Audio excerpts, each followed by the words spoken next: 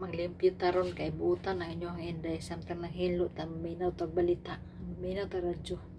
Ang babaeng nag-post online ng inedit o minanipulang pahayag ng Pangulo tungkol sa illegal na droga.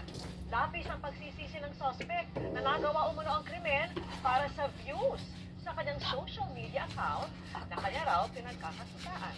Nakatutok si John Consulta. Wala. Kung pinapatawag sa opisina lang ito. Ay, para imbestigahan. Pwede i-delete ko lang, sir. Kailangan mo pumunta sa opisina talaga. Basta Sinubukan pang magmakaawa pero tuluyang inaresto ng NBI Cebu ang babaeng ito sa Oslo dahil sa isang mapanirang post online. Tinopya at inedit raw ng 39 anyos na suspect ang post ng isang media network kaugnay sa isang pahayag ni Pangulong Bongbong Marcos para baguhin ang mensahe nito tungkol sa illegal na droga. Ito yung post in question. Legal na daw ang droga bago angry face na emoji. Grabe naman ka, Marcos. Ngayon harapin mo lahat ng hamon kung makakabalik ka pa pagkaluoy sa mga inosente. In-raise namin with the coordination with the Office of the Director. Ayon sa NBI, nagawa raw ito ng suspect para sa views. So sa ginagawa mong ganyan, kumikita ka.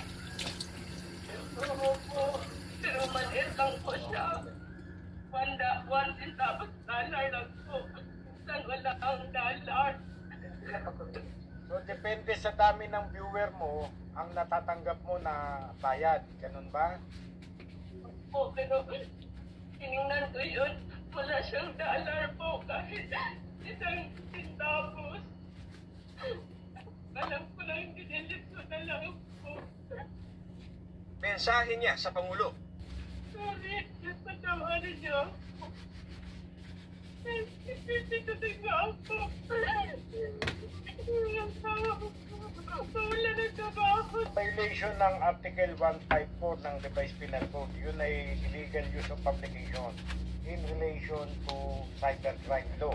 Ang penalty niyan ay 6 months and 1 day to 6 years plus a fine of not more than 200,000 pesos.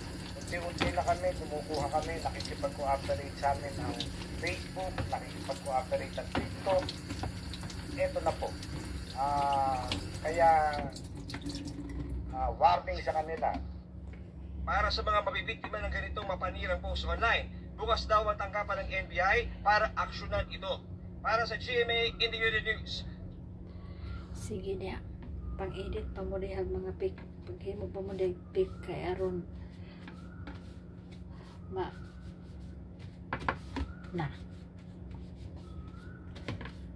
Siyaro, di mo maleksyon na to ya ha.